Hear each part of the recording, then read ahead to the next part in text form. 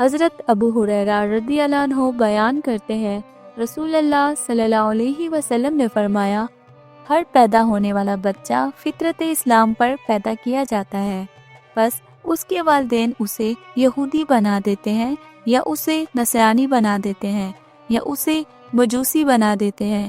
جیسے جانور صحیح سالم جانور کو جنم دیتا ہے، کیا تم اس میں سے کسی کا کان کٹا ہوا محسوس کرتے ہو؟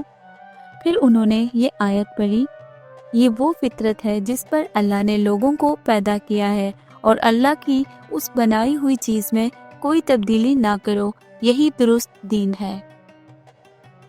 حضرت ابو موسیٰ رضی اللہ عنہ بیان کرتے ہیں، میں نے رسول اللہ صلی اللہ علیہ وسلم کو فرماتے ہوئے سنا، اللہ نے آدم کو ایک مٹھی بھر مٹی سے، جو اس نے ساری سطح زمین سے حاصل کی تھی، پیدا فرمایا۔ آدم کی اولاد زمین کی رنگت کی مناسبت سے پیدا ہوئی، ان میں سے کچھ سرخ ہیں، کچھ سفید اور کچھ کالے، اور کچھ سرخ و سفید کے مابین، کچھ نرم مزاج اور کچھ سخت مزاج، کچھ بری عادات والے اور کچھ پاکیزہ صفات والے۔ اگر آپ بھی چاہتے ہیں کہ ہر روز آپ کو ایسی مفید اور سچی اسلامی تعلیمات ملے جو آپ کی دنیا اور آخرت کے لیے فائدہ مند ہوں، تو ہمارے چینل کو ابھی سبسکرائب کریں۔